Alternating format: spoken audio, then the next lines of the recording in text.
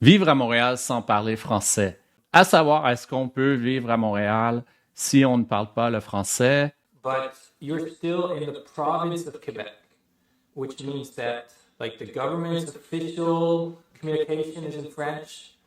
There's a lot of language laws about the signs, like even Starbucks is called Cafe Starbucks. Les gens s'imaginent que Montréal est une ville bilingue, mais Montréal est quand même une ville qui fait partie d'une province francophone où la seule langue officielle est le français. Et en fait, quand on dit que Montréal est bilingue, c'est vraiment dans le sens qu'on entend beaucoup d'anglais et qu'on parle beaucoup d'anglais et de français. Et souvent, les gens vont parler assez bien les deux langues. Mais c'est pas bilingue dans le sens que tout doit être écrit en anglais et en français. La question, donc, est-ce qu'on peut vivre à Montréal sans parler français ou même est-ce qu'on peut vivre au Québec sans parler français? Avant d'y répondre, j'aimerais qu'on se pose la même question par rapport à d'autres villes à travers le monde. Par exemple, est-ce qu'on peut vivre à Miami sans parler anglais, en parlant seulement espagnol? Est-ce qu'on peut vivre à Berlin sans parler allemand? Est-ce qu'on peut vivre à Tokyo sans parler japonais? Et est-ce qu'on peut vivre à Lisbonne sans parler portugais? La réponse dépend de la question qu'on va définir. Vivre dans le sens de survivre ou d'avoir une vie, c'est probablement possible de vivre dans la plupart des villes du monde sans parler la langue. Donc, la réponse est oui, mais est-ce que c'est la bonne question à poser? Si la question vient de quelqu'un qui se demande, je vais à Montréal pendant quelques temps, soit en voyage ou pour des études, mais je ne compte pas habiter là-bas. La question est tout à fait légitime parce que quand on a un autre projet, par exemple un projet de travail, on n'a pas nécessairement le temps d'apprendre une langue. Mais si la question vient de quelqu'un qui compte habiter au Québec, là vraiment, j'en reste pantois. C'est-à-dire, je me pose vraiment la question moi-même, pourquoi est-ce qu'une personne se poserait cette question-là? Pourquoi est-ce qu'on se demanderait, est-ce que je peux vivre quelque part sans apprendre la langue principale que les gens parlent? Pourquoi est-ce qu'on voudrait même le faire? Donc, la réponse, encore une fois, est la même que si on revient à mon exemple de Miami. Il y a plein de gens qui habitent à Miami sans parler anglais. La communauté hispanophone est tellement forte qu'on peut probablement vivre à Miami sans parler anglais.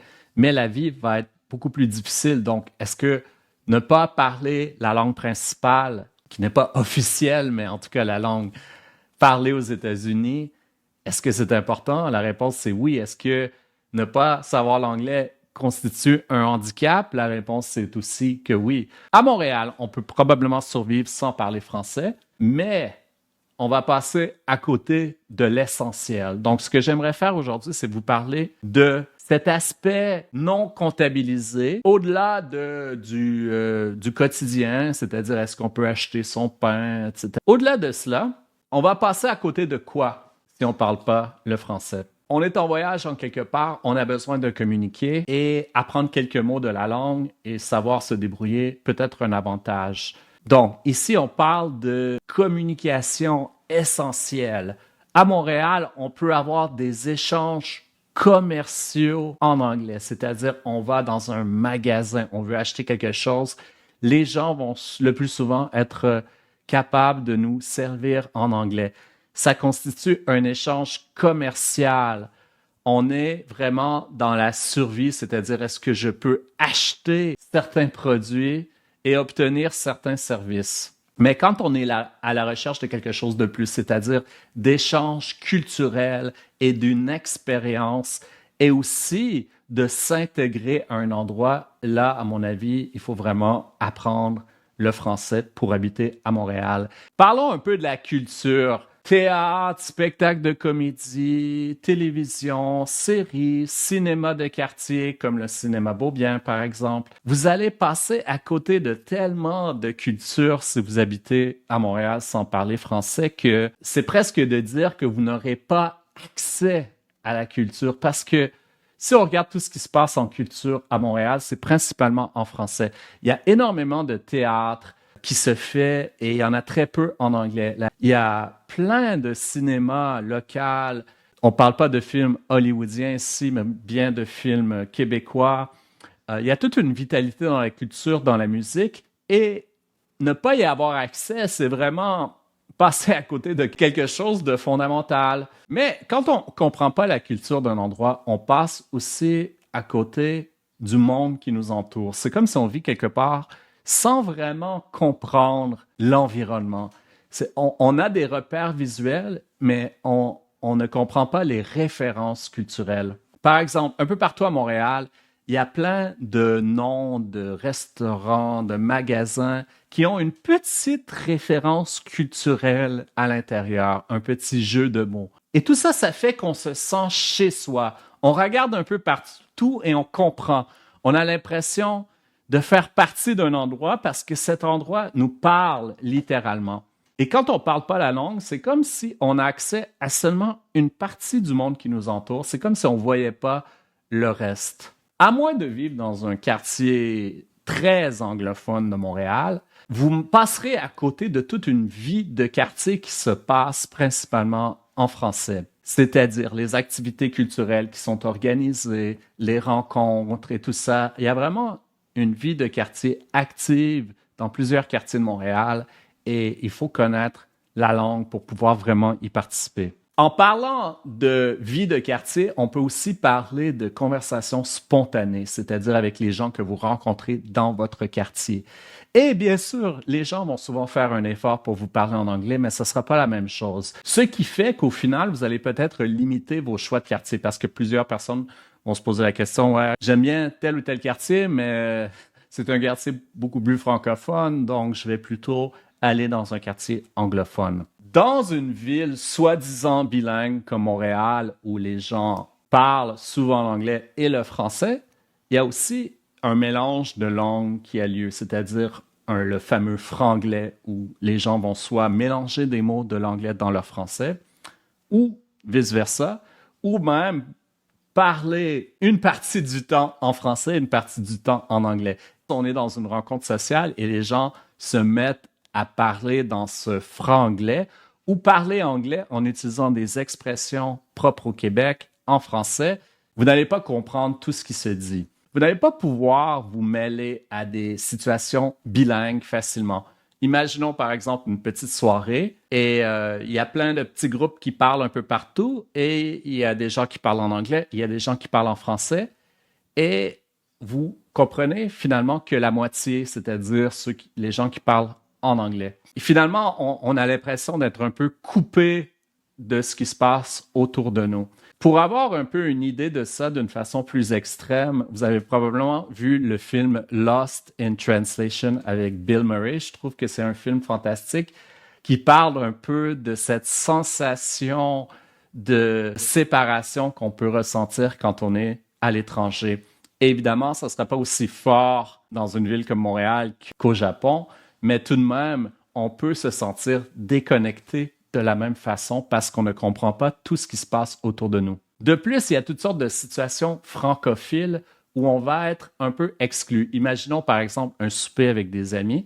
C'est extrêmement frustrant et fatigant pour les gens de devoir changer la langue simplement pour une ou deux personnes. Par exemple, il y a une dizaine de personnes, disons, qui sont là et seulement 2 personnes ne parlent pas le français. Donc, tout le monde parle en français entre eux, mais on fait un effort pour communiquer en anglais avec ces 2 personnes-là qui ne parlent pas le français. Donc, j'ai l'impression que souvent dans des situations comme ça, on n'aura pas tendance à vous inviter trop souvent une deuxième fois. J'ai eu cette discussion avec ma prof de portugais. Elle me disait qu'il y avait des gens à Lisbonne qui souvent participaient à ce genre de fête-là. Et ça fait un certain temps qu'ils sont là-bas, au Portugal, et finalement, ils continuent de parler anglais avec tout le monde. Ma prof avait dit qu'elle allait dire à son ami que oui, je vais t'inviter une prochaine fois, mais il va falloir que tu fasses l'effort de parler portugais. Notre blogueur l'avait remarqué dans sa vidéo. Le Québec fonctionne en français, c'est-à-dire que tout ce qui est publié par le gouvernement va généralement être en français. Donc, c'est sûr qu'il y a des choses qui sont bilingues, mais par exemple, dans mon quartier, je reçois de la ville de Montréal des informations sur toutes les activités qui se passent dans mon quartier et c'est seulement en français. La quasi-totalité de la publicité que vous voyez autour de vous est en français. Donc, vous êtes entouré par la langue française. Encore une fois, ne pas parler français, ça va vraiment vous déconnecter avec tout ça. De plus, Montréal est une île. On peut vraiment se sentir comme sur une île si on parle seulement l'anglais parce que le Québec est une vaste province avec plein de choses à découvrir et cette province est à 94% francophone. C'est-à-dire que si on exclut toute la région de Montréal, 94% du reste de la province parle français et francophone.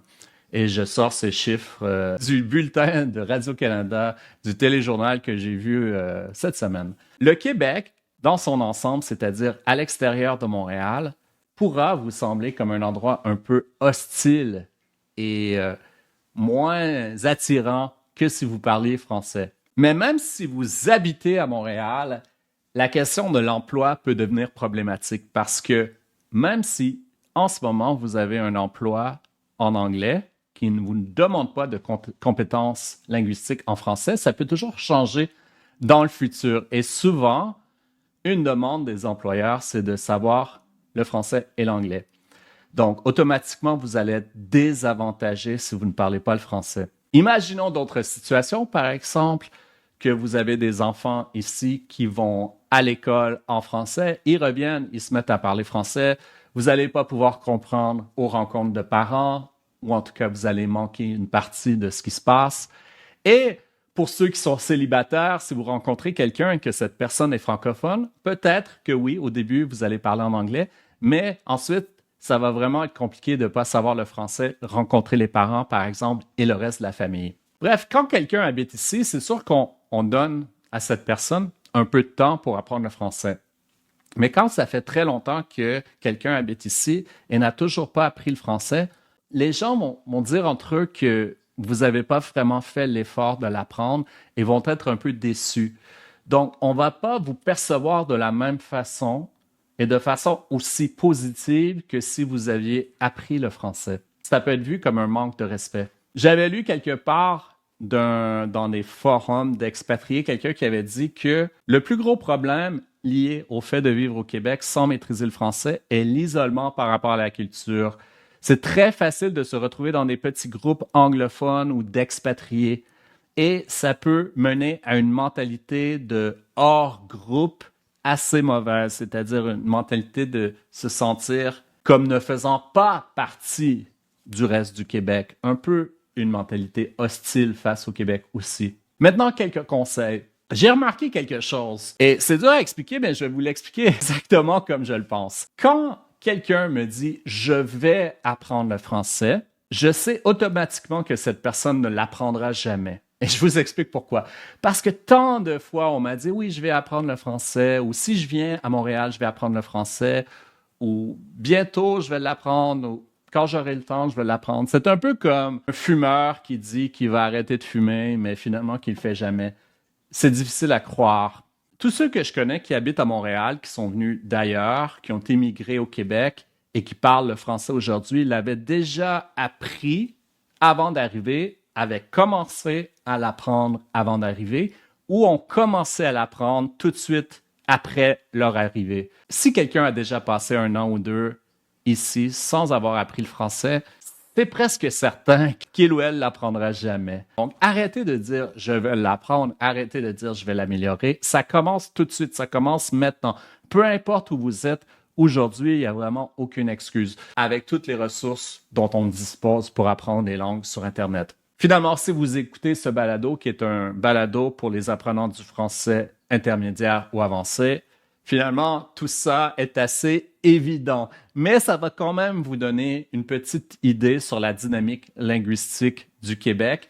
Il y a tant de choses à dire là-dessus. Le sujet n'est pas clos. On va y revenir dans un podcast. Rendez-vous sur mon site www.frenchwithfrederick.com pour avoir la transcription complète de ce balado et avoir accès aussi à des groupes de conversation et des cours sur le français québécois. Abonnez-vous à la chaîne YouTube, ça va vraiment m'aider. Il faut que j'atteigne 1000 abonnés le plus tôt possible pour mettre en marche cette machine qu'on appelle l'algorithme. Donc, merci de votre soutien et on se reparle bientôt.